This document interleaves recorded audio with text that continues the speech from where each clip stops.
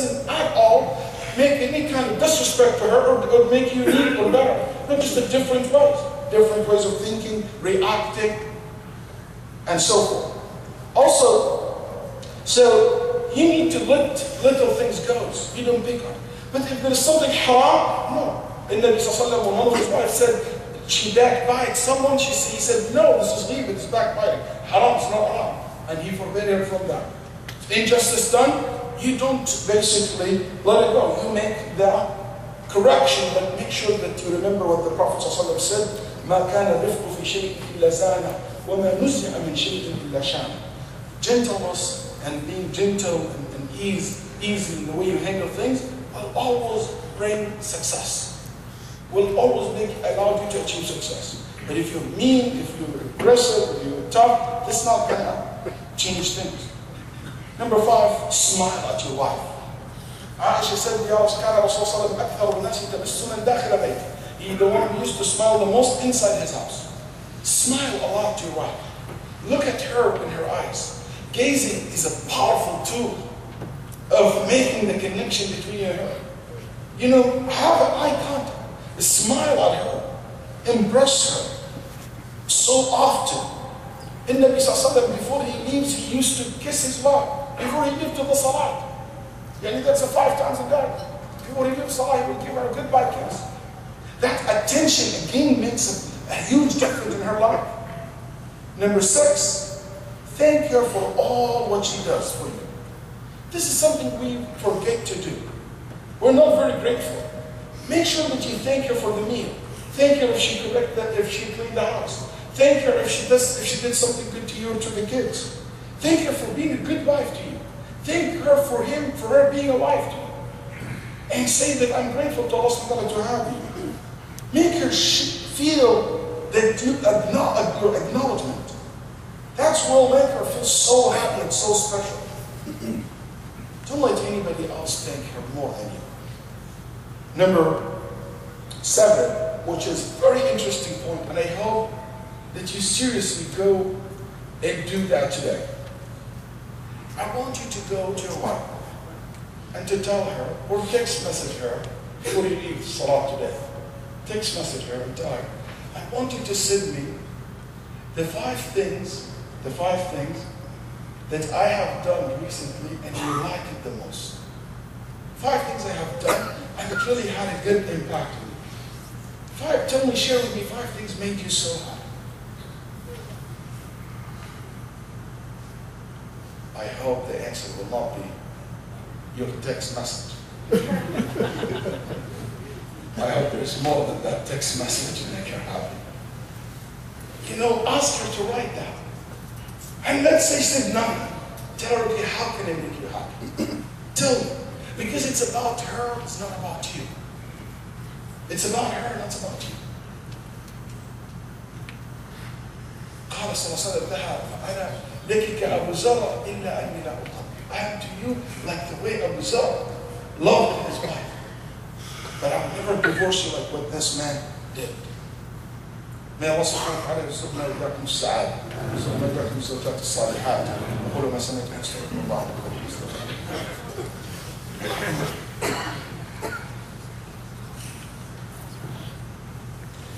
Alhamdulillah wahdahu wassalatu wassalamu ala man la nabiyya ba'dahu wa ba'd. So we said dress up for her, use cute names for her, don't treat her like a fly. If you see something wrong, little things go, comment on things which have to do with the haram, unacceptable Islamically, in a gentle way, smile, gaze at her while smiling, you know, embrace her often. Because love has to do with physical touch. That's one of the language of love. Also, thank her for all the things, good things that she does. And ask her to write down the last 5 things you did for her that made her happy. Then go and do them more often, again and again.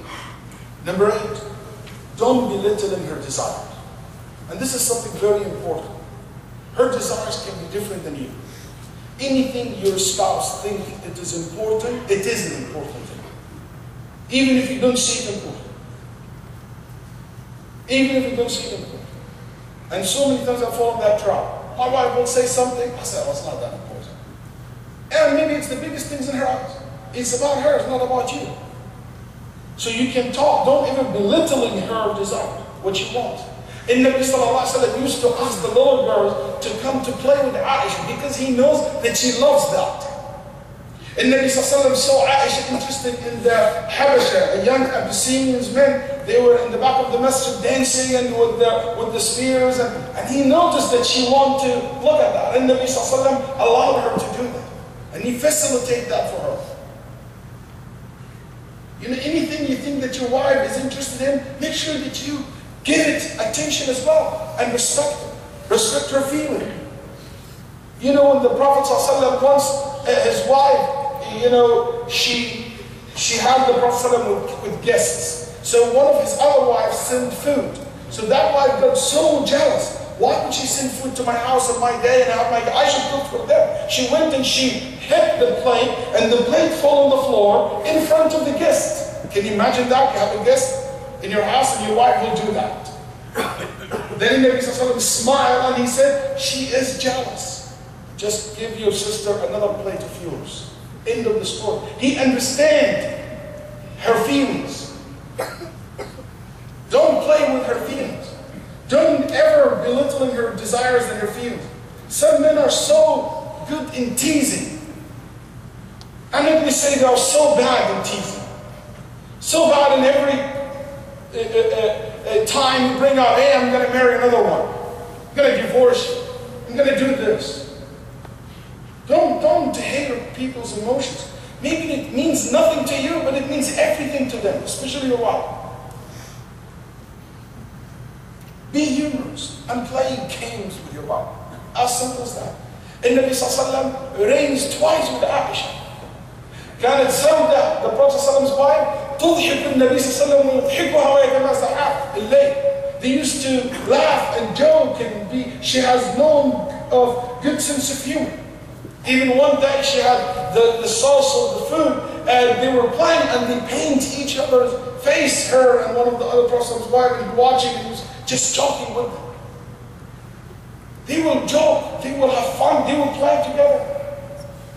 And then Nabi Sallallahu Alaihi Wasallam said after Isha, if there is any three things deserve to stay for them, it will be one of them. They play together, they have fun together. Maybe get the wheel at home and play together. You know, maybe you bring her in the masjid and back at the masjid, we have a big gold table, air hot. Maybe bring her and play there again in the masjid. Do a competition between each other. You know, kids, it's a spring break, isn't it? Let's have some fun. I'm going to compete with you. Maybe I will cook one day, you cook one thing, and we'll see whose cooking is better. Maybe created it. We do some activity together as a family. That will bring happiness. Number 10, always remember the words of Allah's Messenger. The best of you are those who treat their wives the best. And I'm the best among you to my family. Reported by Tirmidhi. The best among you, those who are the best in treating their wife. And that's why I'm saying, remember that every act of kindness, it's a form of reward. Even the food that you put in her mouth with your hand, it is a form of sadaqah that you will be rewarded for it. Finally, be faithful and loyal to your wife. Be faithful to your wife. The Prophet ﷺ is the best example for being faithful. Aisha radiallahu anha wa ardaha, she said, I have not felt jealous from any woman like Khadija. Even though he married me 3 years after her death. I never met her. I never met her in my life. I only heard about her. But he loved her so much, even to the extent after her death, when the Adha, Eid al-Adha comes, he will kill the sheep and he will donate from that meat on behalf of her after her death. And he will donate from it to her friends. Once Hara, the Prophet ﷺ's sister-in-law, Khadija's sister, she came, she said, how are you doing? How are you doing? كيف أنتم? كيف أهلكم? He heard her voice his face changed.